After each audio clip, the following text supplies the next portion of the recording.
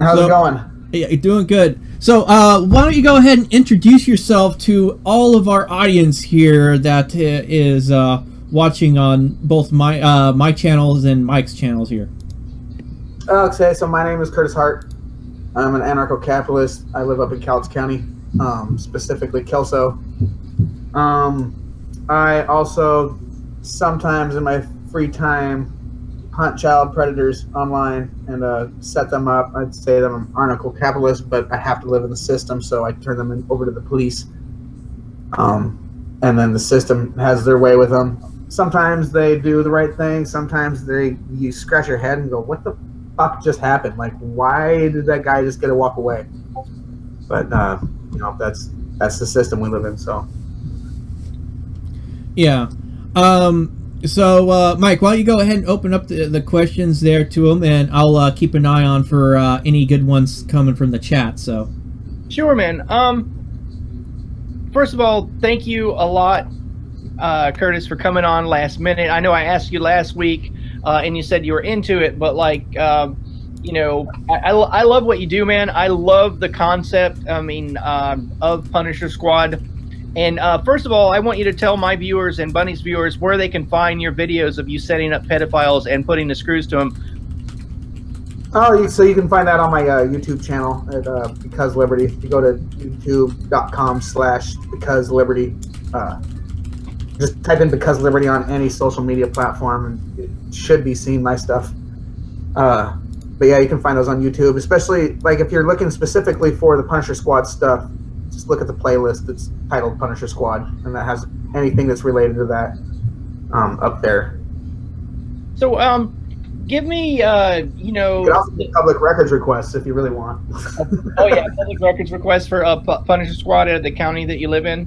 Yeah, or Clackamas County. I actually got charged with a crime for doing it down there in Clackamas County. Yeah, I was going to ask you about that later on in the conversation. But just so people at home, they're like, what do you mean he's setting up pedophiles? What do you mean Punisher Squad? Walk me through the scenario. Like, how do you reach out to these sick, disgusting individuals that need to have my foot, permanently put up their rectums? Like, how do you reach out to these people? How do you gently, or not so gently, usher them into the hands of law enforcement? How does this happen? So I found an app. It's called what's it called? It's called Whisper, and it's not even like supposed to be a sex app at all. Like it's an all age app. It's for anonymous posting, and people can reply to it, and it generates a meme for you for whatever you type into it. And me and my buddy were playing around on it one time, and we ended up finding some old man that was looking for some young girl. And we were like, oh, we could totally dateline this guy and get him to show up and meet. And so we ended up putting an ad out pretending to be a young girl looking for an older man, and my phone just blew up. It was just disgusting how fast it blew up. And had plenty of people responding, and within 15 minutes had a guy wanting to go meet this girl at a park. The guy was 38. God, it's disgusting. Yeah, he thought the girl was 12. Oh! And ended up knowing the guy. I ended up going to high school with that particular individual, the first person I ever caught. So it was great because when he sent his picture to me, he was like, "Hi, my name's Adam." I was like, "Oh, you're Adam Olsen." Oh my God! I mean, how creepy is that to know that you went to school with some guy that wants to, have sexual contact with a 12-year-old girl? Ugh. Oh yeah, and he specifically thought that it was my daughter. He remembered me from school and was like, "Oh, Curtis was an asshole." Which I am. I mean, well, it seems to be most people that do any kind of busts or stings and stuff like that tend to be assholes and dicks anyway. So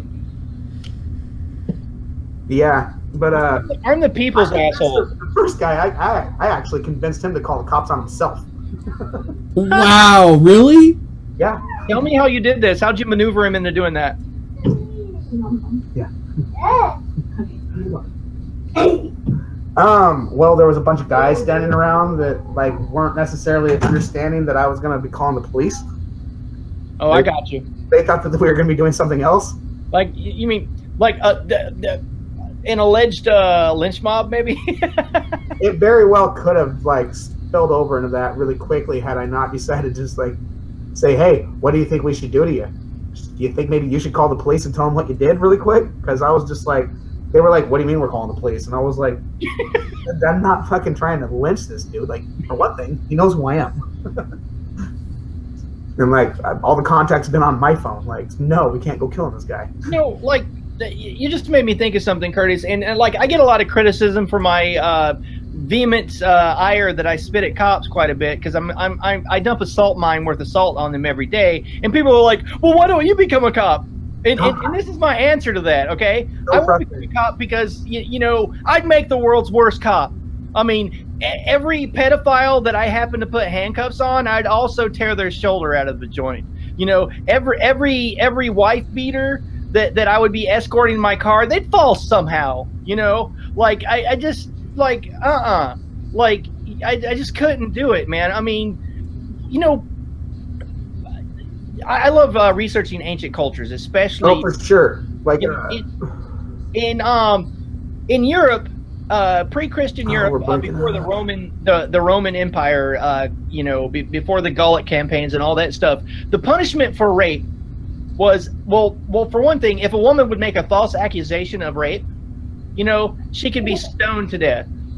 But if a woman accused a man and they found evidence that a man committed the crime of rape in ancient Scotland and Ireland, the punishment was they would tie him to a post, and the family members of the bereaved party of the woman that was raped would throw rocks at him until he was dead.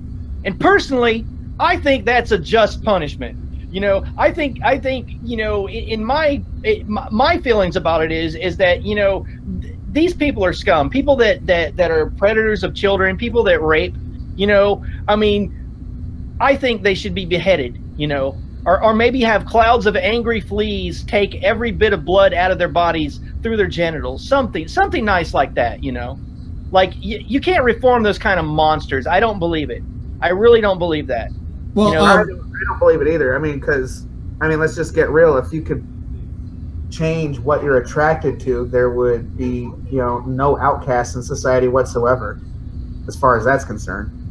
Nobody would choose to be attracted to something that like everybody decides like that's not okay. Yeah. NJ Driver had this interesting comment. Vigilantism can get you placed in the same cell as the one you're after. Be extremely careful. Do you guys actually sort of give yourself a certain kind of guidelines that you sort of follow to try to avoid that kind of an issue from happening? I basically like I don't ever. Oh, well, I can't say ever. The one time I did take a case on that was like given to me by somebody else. That's the case that I got charged with a crime for. But I don't take leads because I'm just sketched out about somebody trying to set up somebody they don't like. And you know, there's a lot of things like you can't stop somebody's liberty of movement. It can be considered unlawful imprisonment. So like you can't block doors. You can't give the appearance of blocking a door. They got to be able to leave anytime they want to.